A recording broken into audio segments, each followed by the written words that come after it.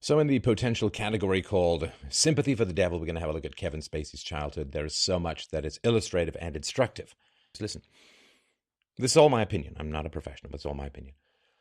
You don't have to have a miserable life. You don't have to repeat abuse. You don't have to be tormented and tortured by abuse if you suffered abuse as a child.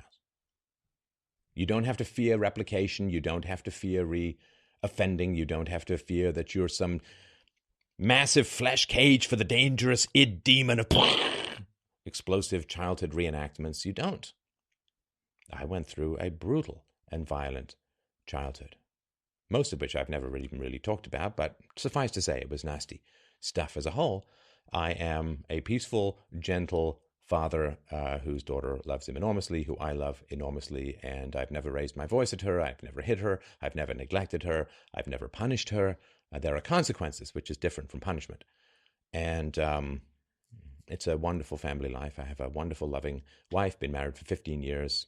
We stay together forever. It's a wonderful, great life. And I came from a tortured and violent and abused history. It doesn't have to be this way.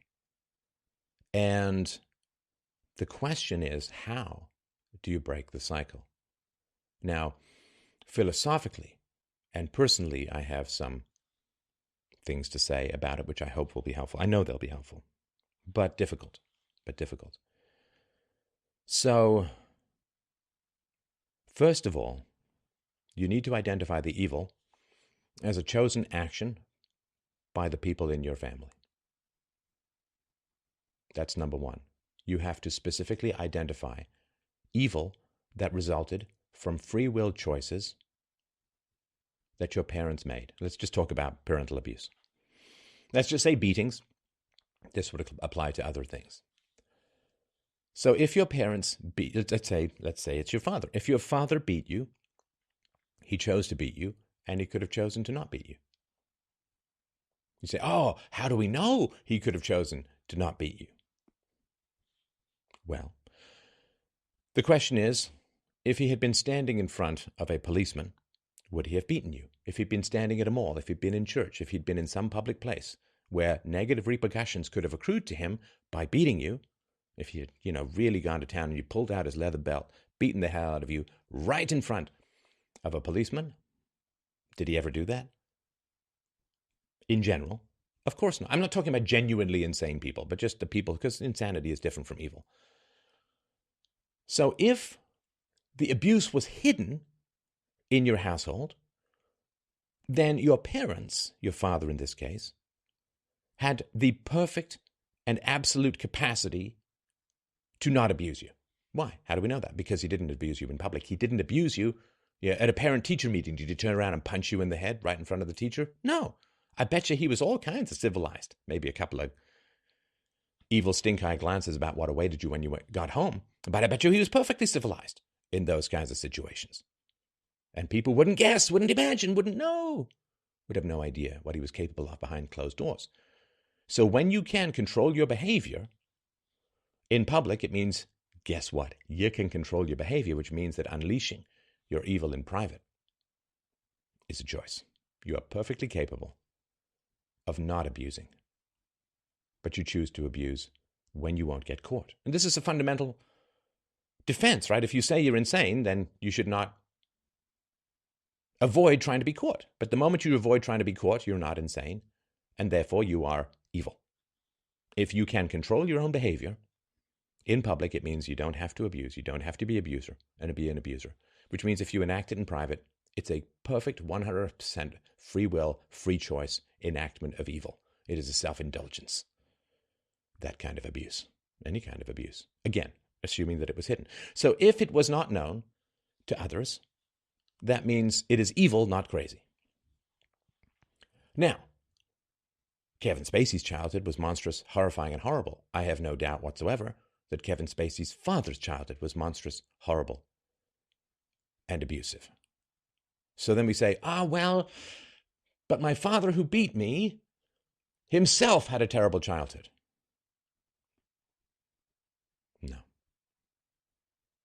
No, it's not enough. And here's the most dangerous thing. If you make that excuse, what you're saying is a bad childhood means that you can be forgiven or it can be understandable, or there's some justification for you being abusive as an adult.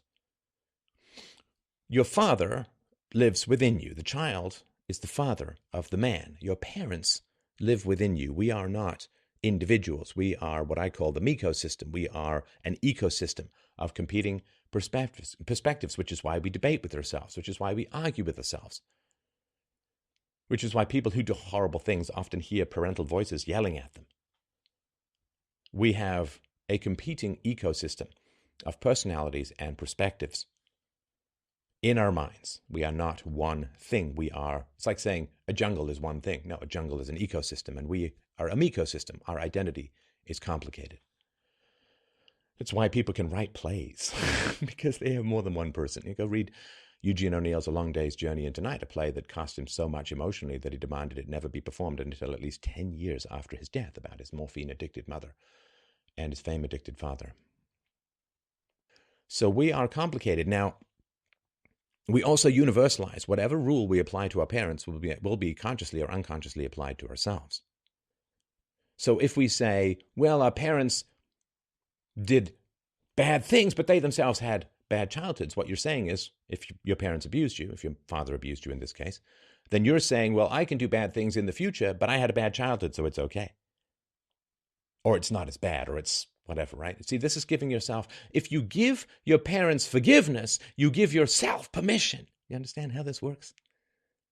And you cannot give yourself permission to reenact evil, to become evil. There is no excuse. None whatsoever. If you give no excuse to your parents, you give no excuse to yourself. If you give free will to your parents, you get free will for yourself. If you give evil to your parents, you get to drop the burden of evil yourself. Somebody's got to hold it.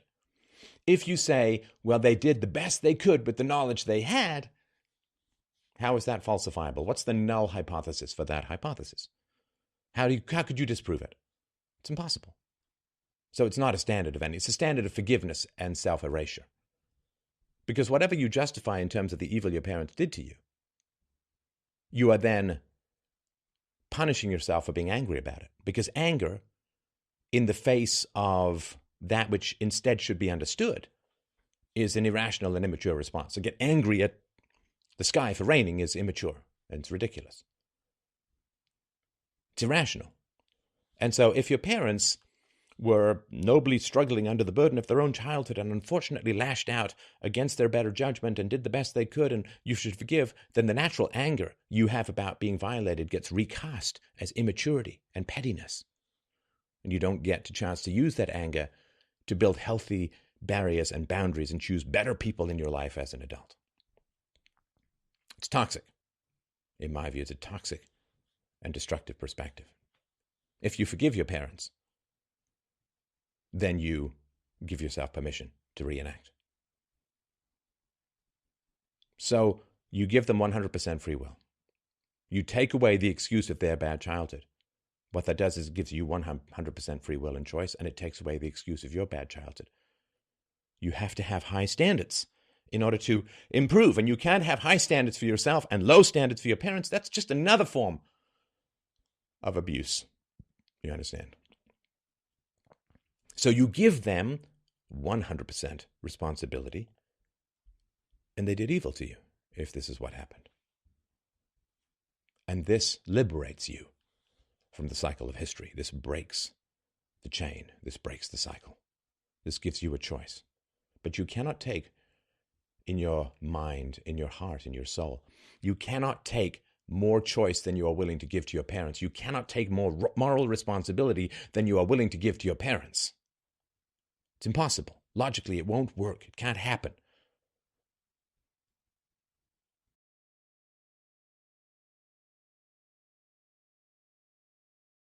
You cannot take more choice than you are willing to give to your parents. You cannot take more moral responsibility than you are willing to give to your parents.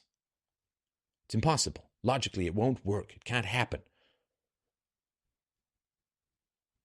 And what this means, logically and emotionally, is that you sit down with your parents and you say, you did me wrong. You were responsible and you did me wrong, and here's why. And if they say, well, I don't remember, well, you have to trust your own memories and your own experience. And you also have to say, was the excuse called I don't remember available to me when I was 6 or 7 or 8 or 10 years old or 12 or 14? When I was a child, was it enough for me to say, if you thought I had done wrong, I didn't remember, I don't remember, I forgot? Now, if you as a child were not allowed that excuse but were punished anyway because the parent remembered, well, that's interesting, isn't it? You see, let's say that you were 8 and you forgot something. You forgot what time it was and you came home late, or you forgot you were supposed to pick up something, or you forgot about a particular rule, or you forgot. Were you allowed to say, well, I should be forgiven because I forgot, or I forgot, therefore nothing negative should occur to me? I have no responsibility because I just forgot. Well, if you weren't allowed that excuse as a child, then your parents can't be allowed that excuse as adults. If your father, when he was 30, beat you when you were 8, despite your protestations that you forgot, but then, when he's 50, says, well, I forgot about beating you, therefore no negative repercussions should occur, then what he's saying is that an 8-year-old has higher moral standards and responsibility than a 30-year-old or a 50-year-old, because you will punish the 8-year-old for, I forgot, but the 30-year-old or the 50-year-old can make that magic negative repercussion go away by saying, I forgot. You cannot have higher moral standards for children than you have for adults.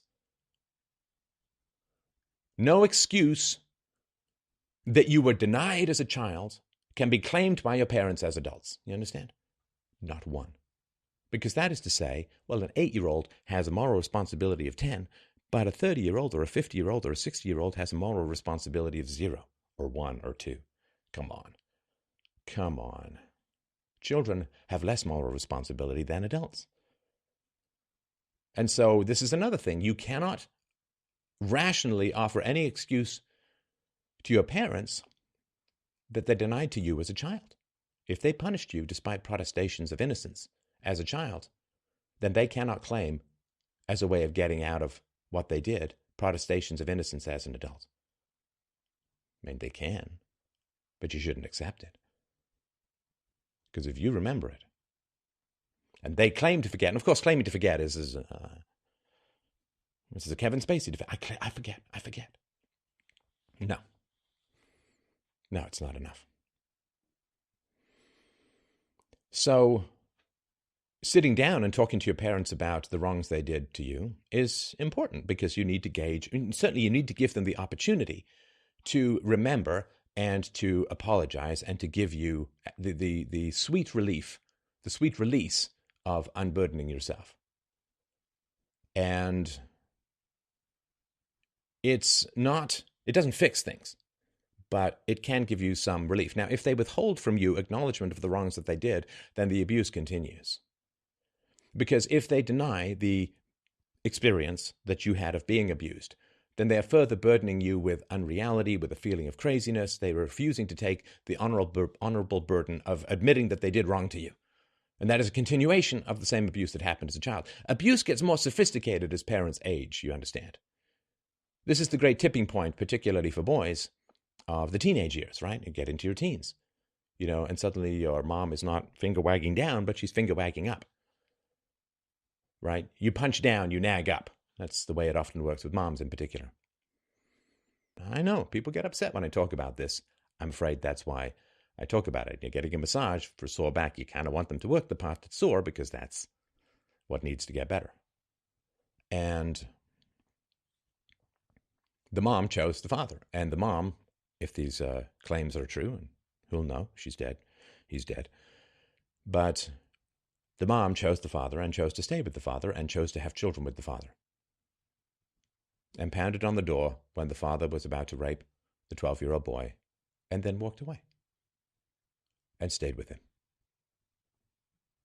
And you can see that little verbal dig at the end of her life. So the father dies. Mom calls up the son who the father raped and said, you don't have to bother coming to the funeral. That is venomous. That is nasty.